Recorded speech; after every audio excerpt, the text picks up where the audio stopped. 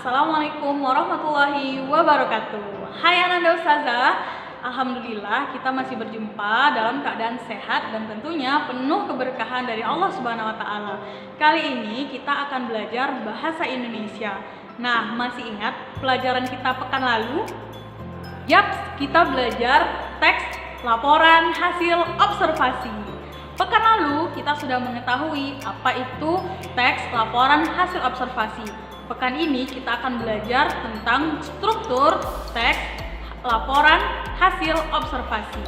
Peta konsep kita pada pertemuan kali ini ada tentang struktur, kedua tentang ciri, dan ketiga tentang aspek kebahasaan dari teks laporan hasil observasi.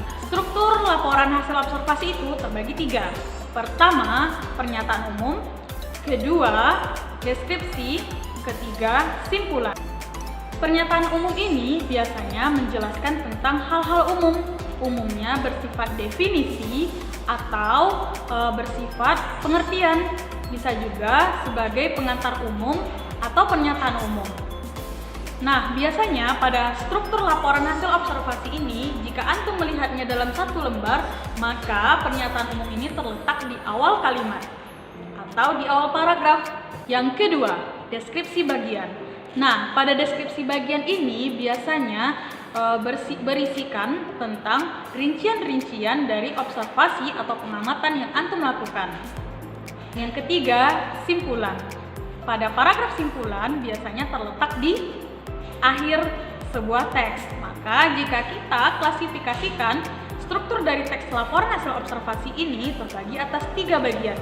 Pertama, pernyataan umum, kedua, deskripsi bagian, dan ketiga, simpulan. Ciri dari teks laporan hasil observasi ini, pertama, bersifat laporan, kedua, bersifat fakta, tiga, informatif dan komunikatif. Biasanya, objek yang ditulis pada teks laporan hasil observasi ini adalah objek tunggal. Terakhir, kita akan mempelajari tentang aspek kebahasaan teks laporan hasil observasi. Aspek kebahasaan teks laporan hasil observasi ini terbagi atas beberapa bagian, tetapi kita fokus kepada pertama, teks laporan hasil observasi ini menggunakan frasa nomina atau kata benda. Yang kedua, dia menggunakan konjungsi atau kata hubung. Yang keempat, menggunakan verba rasional. Contohnya ialah, seperti, dan yang terakhir, aspek kebahasaan dari teks laporan hasil observasi ini, dia menggunakan susunan kalimat yang menggunakan informasi utama sebagai rincian. Ya, segitu aja yang bisa Ustaz sampaikan pada pertemuan kali ini. Jika ada pertanyaan, silahkan lampirkan dan sampai jumpa. Assalamualaikum warahmatullahi wabarakatuh.